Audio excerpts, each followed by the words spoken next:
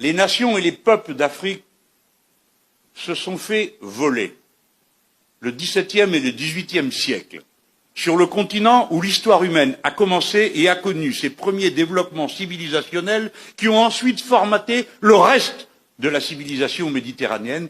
Je pense à l'Égypte antique. Vous vous êtes fait voler le XVIe, le XVIIe siècle et une partie du XVIIIe par l'esclavage. Puis le XXe par la colonisation. Je ne donne pas de leçons, je fais juste la remarque. Les médias actuels ne portent leur attention sur l'Afrique que pour donner des mauvaises nouvelles. Souvent, l'Afrique, c'est le continent oublié. Il est oublié dans les négociations de l'Organisation mondiale du commerce. Il est oublié lors des grandes alliances stratégiques. Lorsque les puissants de la Terre se réunissent, très très souvent, on ne parle de l'Afrique que pour couvrir ses dettes ou pour venir à son aide. Vous savez, souvent, quand on pense à l'Égypte, on ne pense pas à l'Égypte comme un pays noir, n'est-ce pas? Hein, on a eu même, quand on est dans les années 50, 60, les péplums sur l'Égypte. Comment elle est, Cléopâtre? C'est Elizabeth Taylor. Elle est toute blanche. Mais la réalité, c'est complètement différent.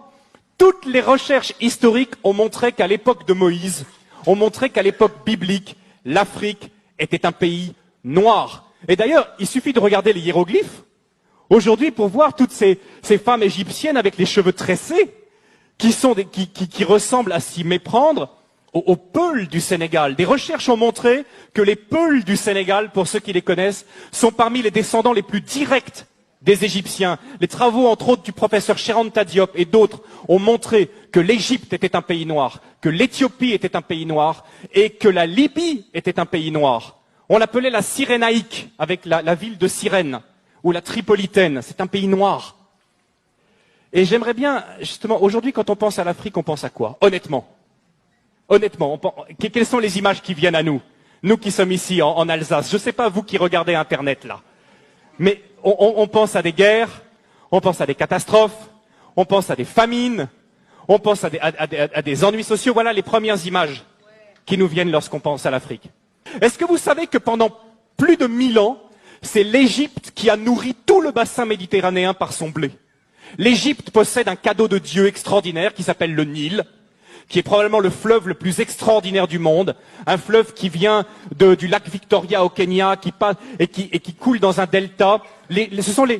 Qui donne la possibilité de faire du jardinage de façon extraordinaire. Le Nil, c'est un cadeau de Dieu. Le Nil, c'est ce qui permet à l'Égypte d'avoir toujours été riche. Et quelque chose de très intéressant aussi, ce sont les Égyptiens qui ont inventé le jardinage. Les pastèques que nous mangeons en été, ce sont les Égyptiens qui l'ont cultivé les premiers.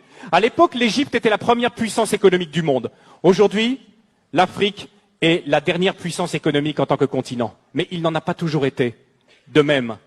Ce qui se passe aussi, c'est que l'Afrique était la première puissance militaire à l'époque. À l'époque, l'Afrique était une puissance militaire qui faisait trembler. À l'époque aussi, l'Afrique dominait le monde également par ses connaissances scientifiques. C'était de l'Afrique que venait toute la connaissance. Les Égyptiens ont été les premiers astronomes, ont été les premiers à jeter les bases de nos sciences modernes. Venait également de l'Afrique. C'était aussi une époque où l'Afrique accueillait les réfugiés. Aujourd'hui, on pense que l'Afrique, c'est le pays qui envoie plutôt des réfugiés. Mais à l'époque, l'Afrique accueillait les réfugiés. La grande différence entre l'Afrique et nous, c'est que l'Afrique et les Africains sont concentrés et se focalisent sur les personnes, alors que nous nous focalisons sur les choses. Et le retour, souvent, quand je reviens du Sénégal et que je reviens en Europe, et ma femme a le même sentiment que moi, c'est le matérialisme qu'on retrouve ici, l'attachement passionné aux objets, aux choses. C'est quelque chose qui finit par nous blesser. Et je sais que c'est quelque chose pour tous les visiteurs africains et pour tous ceux qui sont ici qui les blessent. Parce qu'en Afrique, la première chose, la plus importante, c'est les personnes. Vous ne pouvez pas savoir à quel point je bénis Dieu que mes enfants soient élevés en Afrique. Je bénis Dieu. Vous savez, lors de notre premier retour, après 3 ans passés en Afrique, notre premier retour, on avait une petite fille, notre deuxième, Loïs. Je crois qu'elle avait 2 ans.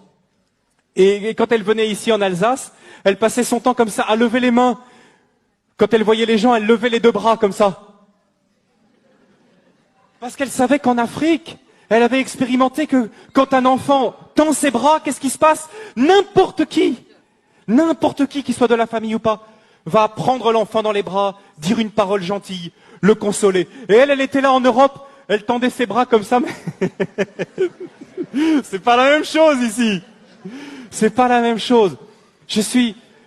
Grandir en Afrique, c'est grandir dans le continent le plus humain, le plus chaleureux et pour moi le plus merveilleux qui se puisse être. Je remercie.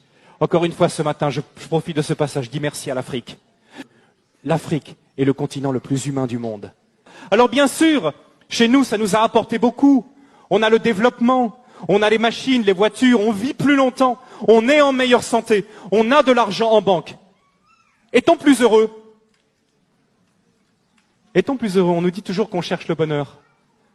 Et je partage quelque chose aussi avec vous ce matin, c'est que je trouve en moyenne que les Africains que je connais sont beaucoup plus heureux, même s'ils ne sont pas chrétiens, sont en moyenne beaucoup plus heureux que même beaucoup de chrétiens que je connais en Europe. C'est triste à dire, n'est-ce pas? Mais nous sommes tellement soucieux. Et si nous regardons bien d'où viennent la plupart de nos soucis, viennent souvent de questions matérielles. Questions d'argent, des questions de travail qui nous minent. Mais les Africains que je connais, même s'ils ont des situations beaucoup plus difficiles, ni sécurité sociale, pas beaucoup d'accès aux médicaments, compte en banque, la plupart du temps, rien du tout, mais heureux de vivre et reconnaissant pour les petites choses.